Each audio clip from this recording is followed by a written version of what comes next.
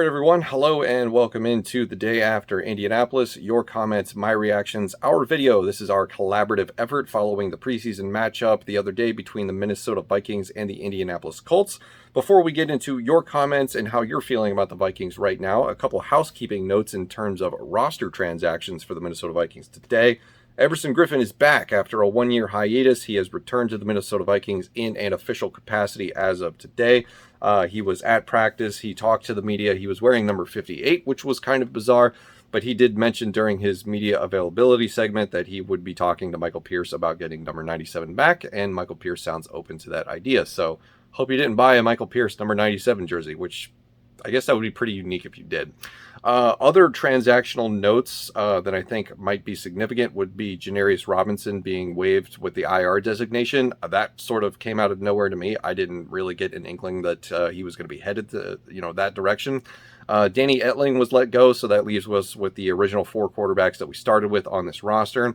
And the Vikings dipped their toe into the free agent pool and plucked out Ito Smith, the former running back from the Atlanta Falcons, which I'm kind of surprised at that one too, but maybe that means that the Kenny Nwangu injury that he suffered when he hyperextended his knee on the kickoff return during the first game of the preseason is more serious than we originally were told. So hopefully that's not the case, and hopefully Ito Smith is just here to do some work. I would also expect the Vikings to sign another fullback. Reports indicate that Jake Vargas was injured in practice today, so they're probably going to need another fullback unless they want CJ Ham doing everything, which I don't think they want to. I think they want to save him. He is a valuable asset for this rushing attack. So let's get into your comments that you had on yesterday's video. There were a lot of them. Thank you for that. We don't have time to get to all of them, so I picked out 10.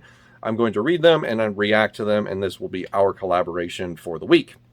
And once again, if you're new here, we're going to try to do this for every regular season game. We'll do this for the last preseason game, but there will always be a video, whether it's immediately following a Vikings game or maybe the day after, where I share my thoughts. I ask you to leave a comment. You guys leave comments. I pluck them, and then we talk about them here in this video. That is how things go.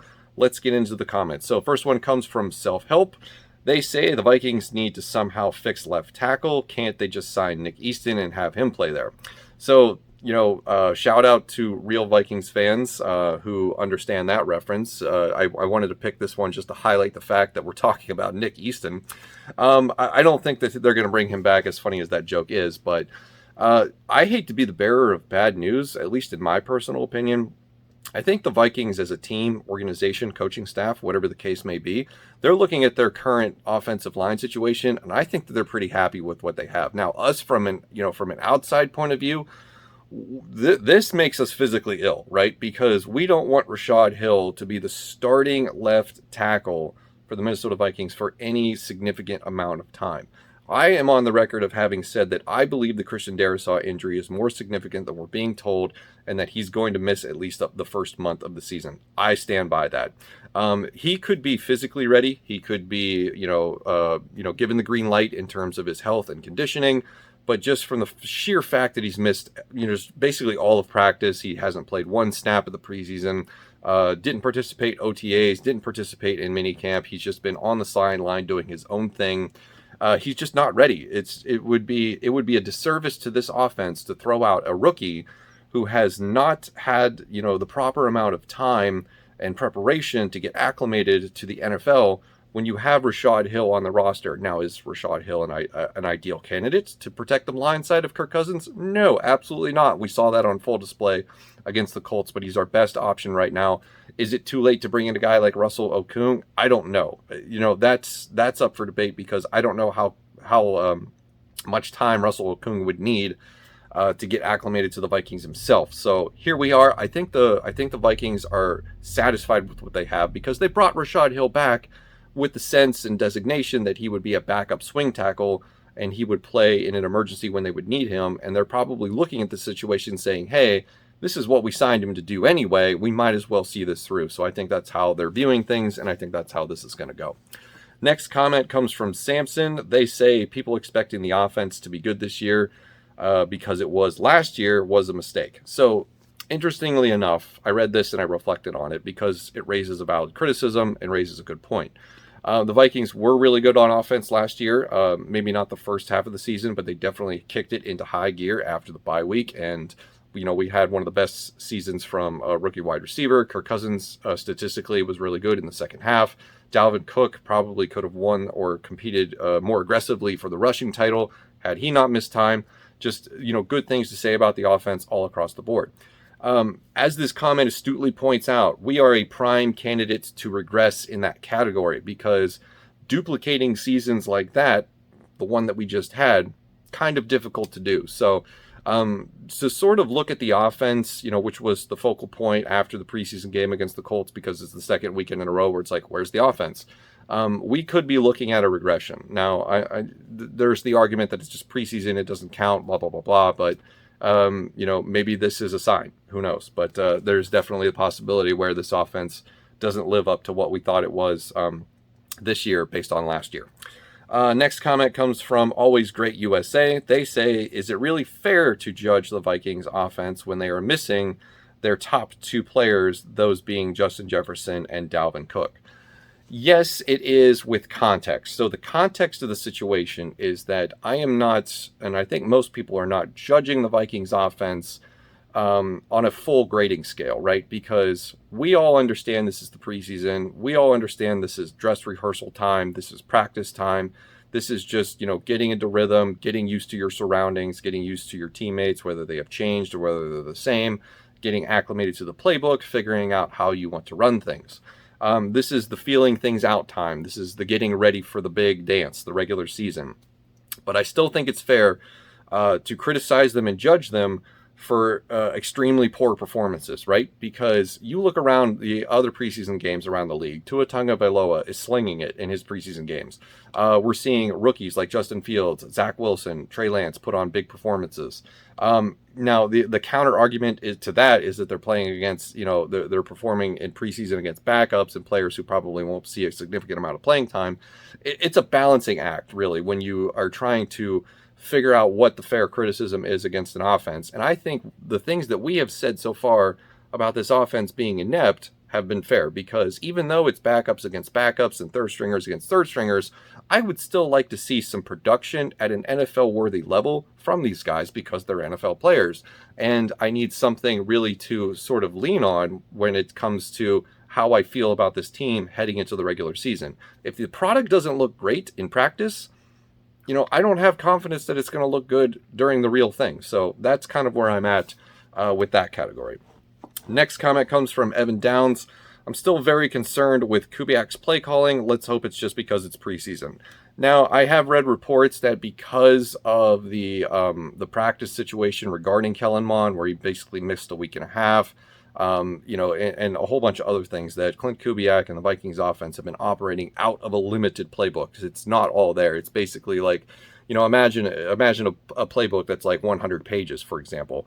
They're probably using 15 or 20. It's like 15, 20% of the playbook. They're trying to keep it simple just so they can get used to it. So having said that, sort of to circle back on the previous comment, if that's really what they're doing, I think if they're using a basic bitch playbook, to put it, bluntly, they should be executing that better than they are. So do I think the play calling is bad? It might be. There's been, a lot of check downs. There's been some handoffs on second and long and third and long that I was just like, woof, here we go. We're in full preseason, or we're in midseason form. So I think the play calling does need to prove itself in week one, but we'll wait till week one for that. Next comment comes from Jordan Gold. I hope I'm saying that right. They say quarterback makes too much to fill all depth positions. What does that say? I can't read my own handwriting. Thought about upgrading backup, or torn between upgrading backup quarterback or left tackle. They suggest maybe Nick Foles or Josh Rosen. So that's a valid point. It's, Kirk Cousins, 15% of the roster, 15% of the salary cap total goes to him. Not a lot of money left over after they spent all this money in free agency on like Dalvin Tomlinson, Patrick Peterson, Bashaud Breeland, even though some of those were small contracts. You don't have a lot of money to flesh out the rest of the roster is basically the point here. As far as backup quarterbacks that we could bring in, because Jake Browning is not it, Nick Foles is an interesting candidate. The problem is his ridiculous contract. He's still on the Bears roster for a reason, is because nobody will touch him. with that amount of money on the payroll. So I don't think we're going to get that, especially from a division rival. Josh Rosen is a no for me. Bring him in for a workout, or bring him in for 1 week of preseason. Would I trust him to be the backup? No, I wouldn't trust him more than Jake Browning. I would probably trust them in equal amount, which is not very much. There's very few names out there, but I think I'm still looking for a quarterback that has played 10 games, maybe a full season under his belt, as far as starting, start to finish, that kind of body of work to be able to have confidence in a backup. So not quite there with those names. Next comment comes from Too Evil to Hope. They say, does starting Mond at some point this season make sense, or will it ruin him? It will absolutely ruin him. There is no reason for Kellen Mond to start any regular season games this year for the Minnesota Vikings. He should be nowhere near the field unless it is absolute garbage time mop-up duty where we are throttling our opponent by the score of at least 70-3. Those are my stipulations and prerequisites for Kellen Mond seeing the field this year. He's a project quarterback. There's a reason that he was drafted in the 3rd round and not the 1st round. You look at the 1st round guys that have played this preseason so far: Justin Fields, Trey Lance, Zach Wilson, all the guys that I've previously mentioned. They have the tools and the know-how to use those tools to excel right out of the gate. Kellen Mond does not. He's got a lot of learning to do, a lot of figuring himself out to do. So no, I don't think Kellen Mond should start a preseason or a regular season game this year at all. That would definitely throw him to the wolves, and it would be pretty terrible results if we're being honest with ourselves. Next comment comes from Kale Lupkis. Again, I hope I'm pronouncing these right. They say, would love for Griffin to only be a rotation pass rusher, but who knows with Zimmer. I think that this is probably the role that he's going to be in. We saw in the press conference today, he said he'd be willing to accept, a role in the defense, maybe not so much a starter, a rotational piece. I likely see him as a 3rd down pass rusher. In sub packages, I think that's what he's going to end up being. Time will tell. We'll see who makes final roster cuts, because this defensive end positional group is pretty loaded now. Cal Lucas also gets another comment. They say, still waiting on the hair reveal. My answer to that is 10,000 subscribers, and I will take the hat off. I don't know what the obsession is with that, but that's all you get. Those are the rules. I have laid them out. Make it happen, or else no hair reveal. Next comment comes from Rex Rogers. They say, most of these comments sound like auditions for Eroy in some weird negative play. So I understand where you're coming from with that. Nobody wants to be a negative Nancy, or just negative in general when it comes to their favorite teams, because it's the beginning of the season. I understand it's preseason. I understand that people say it doesn't count, it doesn't matter. But here's the thing, and as I've kind of touched on this before earlier in the video, it may be preseason and it may not count as far as wins and stats goes. But I would still like to see, some sort of evidence on the field that this team is ready to go. But anyway, to your point, Rex Rogers, I understand we all sound like we're complaining and whining, and that can be annoying. But I think we're trying to be constructive in our criticism of our favorite football team, because at the end of the day, we want them to win a Super Bowl, and that is the whole point. And we don't see that currently happening in front of our eyes. If things were going better, if we had a reason to be excited, or maybe if our only concern was well, who's gonna return punts? If that was our only concern, I think everybody would be in a much better mood. But we have a lot of things that we're concerned about, and I think rightfully so. So I think I answered that way better in the second part than I did the first part, where I was just rambling. Final comment comes from Michael Elhertz. Again, I hope that I'm pronouncing this right. Kevin Stefanski had an advisor in his first year as offensive coordinator. I'm thinking Clint needs this as well. That's an interesting thing. I didn't know that if Kevin Stefanski had an advisor during his first season with the Vikings as offensive coordinator. I think that's more of his style of approach. Maybe what works for one person doesn't work for another. However, having said that, Clint Kubiak likely does have an advisor, and he's continuously getting advised. But I have a feeling more often than, more so than not, that it's coming from his dad. He may be retired, and he may no longer be a part of the Vikings in an official capacity, but I'm sure Clint Kubiak's father is still, feeding him, criticisms, advice, whatever it may be that would constitute an advisory role without the official title. So that's probably what we're looking at in terms of where he's getting help from as far as external sources go. So that's going to do it for this video. Hope you enjoyed it. Those were your comments, my reactions, our video following the preseason game against the Indianapolis Colts. Let me know what you think in the comments below. That's going to do it for this video. Thank you for watching, and I'll see you in the next one.